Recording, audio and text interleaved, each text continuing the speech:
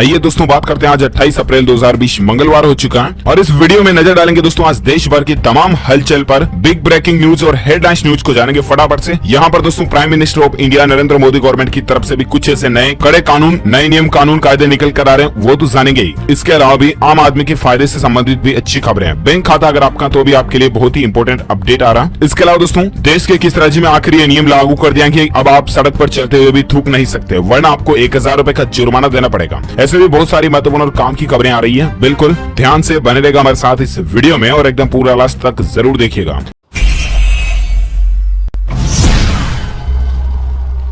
मैं आपका बिना टाइम वेस्ट किए सीधे ले चलता हूं आपको पहले अपडेट में। तो शुरुआत करते दोस्तों आज के मौसम समाचार से।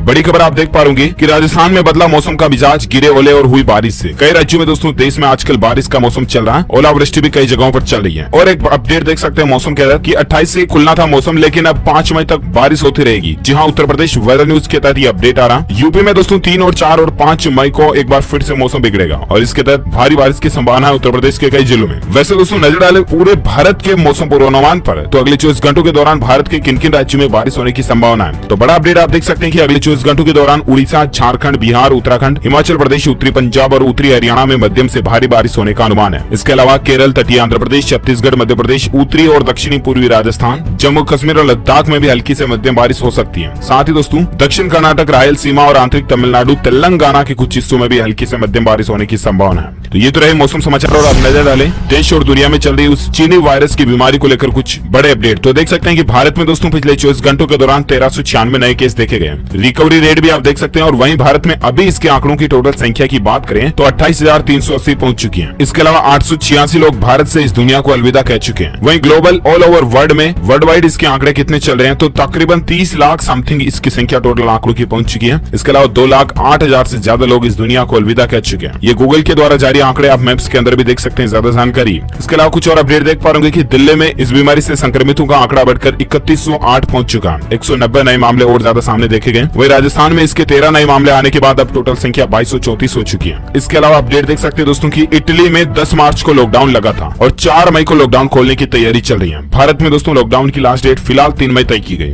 लेकिन ये फिक्स नहीं है। 3 मई बढ़ भी सकती है और घटने का तो कोई चांस ही नहीं है। 3 मई के बाद भी लॉकडाउन बढ़ सकता है। इसको लेकर भी क्या अपडेट है वो भी हम आपको आगे बताएंगे बड़ी खबरों में। फिलहाल दोस्तों नजर डालें अगले अपडेट पर, तो देख पा रहे बड़ी खबर है, कड़ा नए नियम कानून कायदा। आप देख सकते हैं कि सावधान, मध्य प्रदेश में अब अगर आप सड़क पर चलते हुए थूक देते हैं ना तो आपको 1000 रुपए का जुर्माना भरना पड़ेगा। जी हाँ, आपको बता दें मध्य प्रदेश में सार्वजनिक जगहों पर थूकने पर नगर प्रशासन विभाग ने अब रोक लगा दी है। इस बीमारी के संक्रमण को फैलने से रोकने के लिए ही ये फैसला लिया गया। नगरीय प्रशासन विभाग की तरफ से ये आदेश भी जारी कर दिया गया। ये आदेश भी आप देख सकते हैं यहाँ पर कि इस धारा के तहत अब आपको थूकने पर 1000 रुपए का जुर्माना देना पड़ेगा। तो जरा सावधान रहिएगा। बिल गेट्स की चेतावनी है कि अगर लॉकडाउन हटाना तो इस बीमारी के वायरस से अमेरिका में दोबारा तबाही मच सकती है। ये कहना है बिल गेट्स का, जो कि माइक्रोसॉफ्ट के संस्थापक है, दुनिया के नंबर 1 रिचेस्ट पर्सन है। आखिर ये भी ये चेतावनी दे रहे हैं दोस्तों, तो जाहिर सी बात है इनका भी कोई अनुभव तजुर्बा होगा और ऐसे में अमेरिका के डोनाल्ड ट्रंप गवर्नमेंट को जरूर इस पर विचार करना चाहिए। चलिए और साथ ही अगला अपडेट देख पाएंगे कि अमेजॉन अब आपको और भी कम समय में सामान की डिलीवरी कर देगा, क्योंकि भारतीय रेलवे यानी कि इंडियन रेलवे के साथ अमेजॉन की जो साझेदारी थी उसको और भी ज्यादा मजबूत कर दिया। अब दोस्तों आपका डिलीवरी पैकेज जो है भारतीय रेलवे की रेलगाड़ियों के जरिए और ज्यादा जल्दी क्विक डिलीवर हो जाएगा, क्योंकि अमेजॉन और इंडियन रेलवे के साथ में जो साझेदारी थी इतने दिन 13 लेन पर ई कॉमर्स पार्सल की साझेदारी थी, लेकिन उसको बढ़ाकर 55 लेन पर कर दिया और इसीलिए रेल मार्ग के जरिए अब देश भर में अमेजॉन अपने पार्सल भेजेगा और जल्द से जल्द आपके पास अमेजॉन की डिलीवरी हो जाएगी। चलिए साथ ही अगला अपडेट देख पा रहे कि आरबीआई यानी कि भारतीय रिजर्व बैंक ने म्यूचुअल फंड्स में जान डाल दिया दोस्तों, इतने करोड़ रुपए की मदद का ऐलान किया।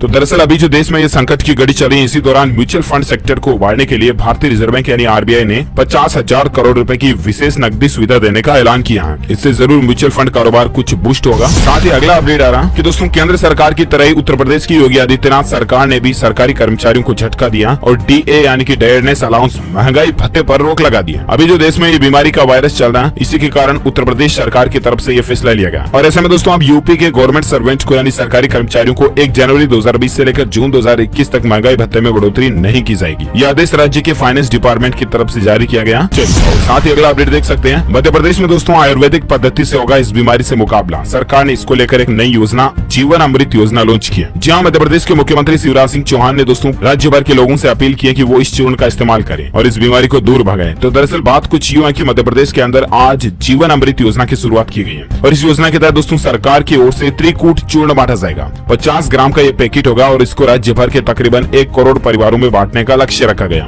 और ये दावा किया जा रहा है दोस्तों कि इस चूर्ण को पीने से इम्यूनिटी बढ़ेगी, यानी कि आपके शरीर की प्रतिरक्षा पावर मजबूत होगी और इसका साइड इफेक्ट भी नहीं है क्योंकि ये तो आयुर्वेदिक चूर्ण है। तो इस तरह से दोस्तों अब कई सरकारें आयुर्वेदिक माध्यम से भी इस बीमारी को लड़ने में उपचार कर रही है। और साथ ही अगला अपडेट देख पा रहे कि इसी सप्ताह हो सकता है दोस्तों दूसरे राहत पैकेज का ऐलान। किसान और छोटे कारोबारियों को इससे राहत मिलेगी। तो दरअसल बात कुछ यूं है कि जब लॉकडाउन 1 लगा था ना, तब भी आपको पता होगा कि सरकार ने 1,75,000 करोड़ समथिंग राहत पैकेज जारी किया था, जो कि विशेष तौर से दोस्तों महिलाओं के लिए था। इसके अलावा बुजुर्गों, विधवा महिलाओं, माताओं बहनों की पेंशन को बढ़ाने पर भी सरकार ने राहत पैकेज में ध्यान दिया था। किसानों पर भी फोकस था। आम आदमी, गरीब, बीपीएल परिवारों को भी राहत पैकेज में बड़ी राहत दी गई थी, राइट। लेकिन अब दोस्तों लॉकडाउन 2 का सीजन चल रहा है, लॉकडाउन सेकंड फेज जो चल रहा है ना, इसमें भी सरकार राहत पैकेज 2 जारी कर सकती है। ऐसी भी मीडिया रिपोर्ट्स आ रही है और ये राहत पैकेज इसी सप्ताह भी जारी हो सकता है। अब देखते हैं आखिर गवर्नमेंट जो भी ऐलान करेगी, मैं आपको लाइव अपडेट जरूर बताता रहूंगा। इसके लिए आप हमारे चैनल से जुड़े रहेगा और इस चैनल को सब्सक्राइब करके बेल आइकन भी जरूर दबाए रखिएगा। और साथ ही अगला अपडेट देख पा रहे कि लॉकडाउन में शादी के लिए लेनी होगी अनुमति, 20 से ज्यादा लोग नहीं शामिल हो सकते हैं। यह आदेश निकाला गया दोस्तों छत्तीसगढ़ के मुंगेली कलेक्टर प्रशासन की तरफ से। यहाँ पर जिला प्रशासन की तरफ से आदेश दिया गया कि अब अगर कोई कपल शादी करता है इस लॉकडाउन के दौरान, तो ऐसे में उनकी शादी में वर वधु और पंडित को मिलाकर के अधिकतम 20 लोग ही शामिल हो सकते हैं। इसके अलावा भी शादी से पहले प्रशासन की अनुमति लेनी पड़ेगी, पहली बात हो। दूसरी बात दोस्तों, किसी भी तरह का बारात वगैरह और इस तरह का सार्वजनिक फंक्शन कार्यक्रम आयोजित नहीं होगा और 4 व्हीलर यानी कि कार वगैरह में ड्राइवर सहित 4 लोगों के आवागमन की ही अनुमति होगी। सामूहिक भोजन वगैरह पर भी प्रतिबंध रहेगा और कार्यक्रम स्थल पर मास्क एवं हाथ धोने की व्यवस्था अनिवार्य होगी। इसके अलावा भी सोशल डिस्टेंसिंग बनाए रखना जरूरी होगा। इस तरह के नियम सख्त बनाए जा रहे हैं देश में अब अलग अलग जगहों पर। और हाँ दोस्तों, अगली बड़ी खबर में अपन आगे बढ़े ना, इससे पहले आपसे एक छोटी सी रिक्वेस्ट है कि प्लीज अगर आपको ये वीडियो अच्छा लगा ना, तो इसे दिल से लाइक कीजिए, फटाफट से लाइक करके शेयर भी करना अपने दोस्तों के साथ फेसबुक और व्हाट्सएप पर। और हाँ, इस वीडियो को बीच में बंद करके तो बिल्कुल भी मत चले जाना, क्योंकि आगे भी बहुत ही महत्वपूर्ण और काम की खबरें निकल कर आ रही है, वो भी मैं आपको बताऊंगा। लेकिन इससे पहले आप इस वीडियो को लाइक कर दीजिए और शेयर भी कर दीजिए अपने दोस्तों के साथ फेसबुक और व्हाट्सएप पर। और साथ ही मुझे नीचे कमेंट करके जरूर बताना दोस्तों की अभी हमारे देश में इस चीनी वायरस वाली बीमारी के संक्रमित लोगों की संख्या सबसे ज्यादा किस राज्य में है, सबसे ज्यादा संख्या और आंकड़े किस राज्य में चल रहे हैं, कमेंट करके बताइएगा। और साथ ही मैं आपका मिनट इन्वेस्ट की सीधे ले चलता हूँ आपको अगले अपडेट में। तो देख पा रहे कि दोस्तों खुदरा दुकानों पर वर्चस्व की जंग, जियो मार्ट को चुनौती देने के लिए अब अमेजोन भी लोकल शॉप्स प्रोग्राम लॉन्च कर चुका है। जी हाँ, आपको बता दो दोस्तों, हाल ही में रिलायंस जियो और फेसबुक के बीच में करोड़ों की डील हुई और उसके बाद साझेदारी हुई। उसके बाद जियो ने व्हाट्सएप के साथ में पार्टनरशिप करके जियो मार्ट भी लॉन्च किया, व्हाट्सएप नंबर भी लॉन्च किए थे, मैंने आपको कल ही अपडेट में बताया था, राइट। लेकिन अब दोस्तों अमेजोन भी लोकल मार्केट को कवर करने के लिए एक नया प्रोग्राम लॉन्च किया जिसका नाम है local shops on Amazon program करके ये लॉन्च किया गया। इसके अलावा कुछ दिनों पहले आपको पता होगा कि केट के द्वारा भी ई पोर्टल ई लाला को लॉन्च करने की भी घोषणा की थी। ये सभी का मकसद है दोस्तों की लोकल दुकानदार और किराने वालों को लोकल ग्राहकों से कनेक्ट करना। अब ये पहल चल रही है, इससे एटलीस्ट उपभोक्ताओं को तो फायदा ही होगा। फिलहाल दोस्तों आप अगला अपडेट देख पा रहे कि इस नेक काम को करने के लिए 1 लाख हेक्टेयर में धान नहीं पैदा करेगा ये कृषि प्रधान राज्य। तो दरअसल बात आ रही दोस्तों हरियाणा की और हरियाणा सरकार की तरफ से ये बड़ा फैसला लिया गया। तो मसला कुछ यूं है दोस्तों की हरियाणा में जल के संकट को देखते हुए सरकार ने एक फैसला लिया और इसके तहत इस साल 1 लाख हेक्टेयर में धान यानी कि चावल पैदा करने का नहीं निर्णय लिया गया। चावल नहीं पैदा किए जाएंगे मतलब यहाँ पर, क्योंकि हरियाणा के कई हिस्सों में डार्क जोन चल रहा है और वहाँ पर पीने के पानी की भी समस्या, और इसी पानी की समस्या को देखते हुए हरियाणा गवर्नमेंट ने फैसला लिया। आपको पता होगा दोस्तों की सबसे ज्यादा जो पानी की जरूरत होती है ना, वो चावल की फसलों के लिए और इसके अलावा गन्ने की फसलों के लिए होती है। तो इसी को ध्यान में रखते हुए सरकार की तरफ से ये फैसला लिया गया। और साथ ही फिलहाल अगला अपडेट देख पा रहे कि कपिल शर्मा ने लाइव चैट में खुलासा किया दोस्तों की लॉकडाउन खुलने के बाद सबसे पहले उनके शो में कौन से गेस्ट कौन से अतिथि हो सकते हैं। तो दरअसल दोस्तों कपिल शर्मा यूं ही ट्विटर पर सोशल एक्टिविटी कर रहे थे। उस दौरान उनसे एक यूजर ने पूछा कि लॉकडाउन खत्म होने के बाद सबसे पहला गेस्ट कौन होगा, और इस यूजर ने सुझाव भी दिया कि सबसे पहले डॉक्टर्स और पुलिसकर्मी, इनको लेकर आपको एक स्पेशल एपिसोड बनाना चाहिए। तो कपिल जी ने भी जवाब दिया कि हाँ मेरा भी यही ख्याल है, क्योंकि इस संकट के समय में वही हमारे असली हीरो बनकर सामने आए। अब देखते हैं आखिर की कपिल शर्मा शो वापस शुरू होने के बाद सबसे पहले उनके शो पर गेस्ट कौन होते हैं, हम भी देखना चाहेंगे जरूर। साथ ही अगला अपडेट देख सकते हैं कि सऊदी अरब में अब नहीं दी जाएगी इस तरह की सजा। किंग सलमान ने इसको लेकर एक फरमान भी जारी कर दिया। हालांकि दोस्तों ये नियम सिर्फ नाबालिगों के लिए ही लागू होगा, जहां पर अब इस तरह की सजा नहीं दी जाएगी। साथ ही अगला अपडेट देख पा रहे हैं दोस्तों की एक चौंकाने वाला आंकड़ा देखिए आप, अक्षय तृतीया का जो हाल ही में त्योहार निकला ना 1-2 दिन पहले, इस दौरान लॉकडाउन लगा हुआ था, इसके बावजूद 600 करोड़ रुपए का सोना कारोबार हुआ और खरीदार खरीदारी व्हाट्सएप के माध्यम से हुई, क्योंकि आपको पता होगा कि अक्षय तृतीया पर सोना खरीदना अच्छा माना जाता है, शुभ माना जाता है सुगुन के तौर पर, और इसीलिए लोगों ने सोना खरीदा भी। देखिए लॉकडाउन के दौरान भी 600 करोड़ का कारोबार हुआ है ना, वाकई में चौंकाने वाला आंकड़ा। चलिए साथ ही फिलहाल अगला अपडेट है कि लॉकडाउन खुलने के बावजूद दोस्तों मई में 13 दिन तक बैंक बंद रहेंगे। यहाँ पर आप छुट्टियों की पूरी लिस्ट भी देख सकते हैं। जी हाँ, तो दरअसल दोस्तों अगर 3 तारीख को लॉकडाउन खुल भी जाता है तो उसके बाद भी मई में बैंकों की काफी छुट्टियां आने वाली हैं, और इसलिए अगर आपका बैंक से संबंधित कोई इंपोर्टेंट काम है ना तो उसको पहले से निपटा लें। हालांकि दोस्तों लॉकडाउन के दौरान भी बैंक वगैरह, एटीएम, ये मूलभूत आवश्यकताओं वाली चीजें खुल रही है सरकार की अच्छे प्रशासनिक व्यवस्थाओं के चलते। तो चलिए आप जानते हैं दोस्तों कि आखिर मई में 13 दिन कौन कौन सी तारीखों को बैंक बंद रहने वाले हैं। तो 1 तारीख को मई में सभी राज्यों में बैंक बंद रहेंगे। अवकाश का कारण रहेगा दोस्तों की मई मजदूर दिवस के रूप में मनाया जाता है 1 तारीख को। इसके अलावा 3 मई को वापस संडे आ जाएगा, पूरे देश में बैंक बंद रहेंगे। 7 तारीख को बेलापुर, मुंबई, नागपुर, पणजी, पटना वगैरह इन जगहों पर बैंक बंद रहेंगे, क्योंकि यहाँ पर बुद्ध पूर्णिमा का त्योहार मनाया जाता है। 8 को कलकत्ता में रविंद्रनाथ टैगोर जयंती के चलते बैंक बंद रहेंगे। 9 को, 10 को और 17 को सभी राज्यों में बैंक बंद रहेंगे, क्योंकि 9 को वापस सेकंड सैटरडे आ गया, 10 को संडे हो गया और 17 को भी वापस संडे रहेगा। इसके अलावा 21 तारीख को जम्मू कश्मीर में बैंक बंद रहेंगे, क्योंकि सब एक आदर, और 22 को भी जुम्मत उल विदा के त्योहार के चलते जम्मू में बैंक बंद रहेंगे। 23, 24, 25 और 31 को वापस सभी राज्यों में बैंक बंद रहेंगे, क्योंकि 4th सैटरडे संडे आ गया। इसके बाद रमजान ईद का त्योहार भी आएगा, वापस संडे के चलते बैंक बंद रहेंगे। तो मई में इस तरह से दोस्तों 13-14 दिन टोटल बैंक बंद रहने वाले हैं, इसलिए आप अपने जरूरी काम को पहले से निपटा लें।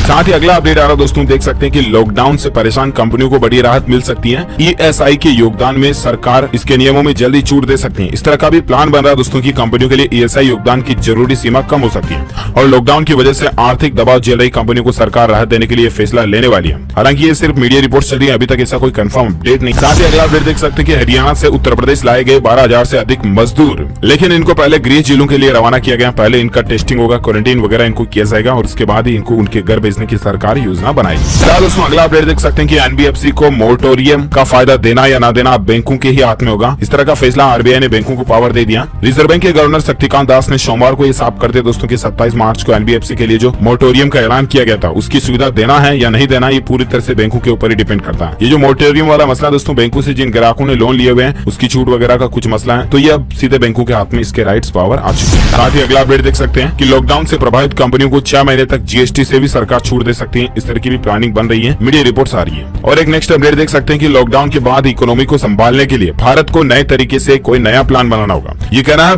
भारतीय रिजर्व बैंक यानी कि RBI के पूर्व गवर्नर रघुराम राजन जी की तरफ से कि भारत को इस संकट से बाहर निकालने तथा अर्थव्यवस्था को गति देने के लिए कोई न कोई सरकार को नया तरीका ढूंढना पड़ेगा। देखते हैं अब सरकार गवर्नमेंट क्या नई प्लानिंग बनाती है, हम आपको बता देंगे। साथ ही अगला अपडेट आ रहा है कि छोटे कारोबारियों को बड़ी राहत दी गई है। CBIC ने 10,700 करोड़ के GST कस्टम रिफंड को निपटा दिया। तो दरअसल दोस्तों केंद्रीय अप्रत्यक्ष कर बोर्ड यानी कि CBIC ने 8 से लेकर 23 अप्रैल के दौरान 10,700 करोड़ रुपए का गुड्स एंड सर्विसेज टैक्स यानी कि GST और सीमा शुल्क रिफंड कर दिया। CBIC की तरफ से ट्वीट करके बात की जानकारी दी गई है, अच्छी बात है। फिलहाल दोस्तों अगला अपडेट देख सकते हैं कि अगर मई जून तक भी ये इस बीमारी के वायरस का संकट खत्म हो जाता है ना, तो उसके बाद भी सितंबर तक ये कारोबार सुधरने की संभावना है। ये रिसर्च निकल कर आ रहा है दोस्तों रेपको होम फाइनेंस की तरफ से, जिसका मार्केट कैप 700 करोड़ रुपए है। चलिए साथ ही अगला अपडेट देख सकते हैं हरियाणा सरकार की तरफ से ये आदेश जारी किया गया दोस्तों कि दिल्ली के मंडियों में फल और सब्जियों को लेकर गए तो कार्रवाई भी हो सकती है। यानी कि आजादपुर मंडी में अब हरियाणा की तरफ से फल सब्जियां नहीं मिलेगी। खट्टर सरकार की तरफ से ये आदेश दे दिया गया। इससे दिल्ली की मंडियों में फल सब्जियां महंगे होने के अनुमान लगाए जा रहे हैं। साथ ही अगली खबर देख सकते हैं फ्रैंकलिन कंपनी में पैसा लगाने वाले निवेशकों के लिए, इन्वेस्टर्स के लिए अच्छी खबर, गुड न्यूज आई है। कंपनी ने जल्द से जल्द पैसा वापस करने का ऐलान भी कर दिया।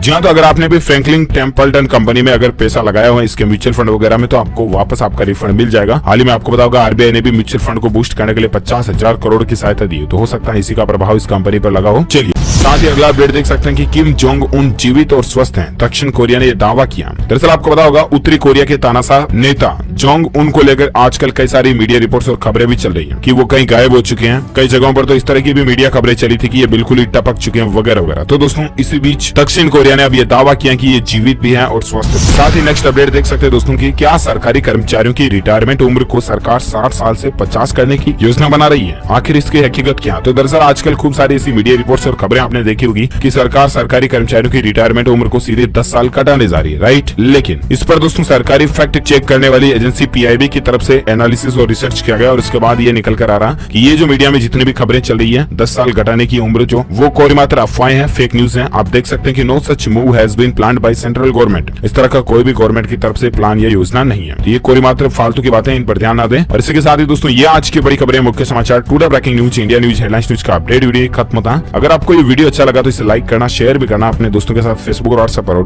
न्यूज चैनल को सब्सक्राइब करके बेल आइकन जरूर दबा देना ताकि आपको रोजाना के ताजा अपडेट्स तुरंत मिलते रहेंगे। Thank you, take care, good bye, जय हिंद, जय भारत, वंदे मातरम।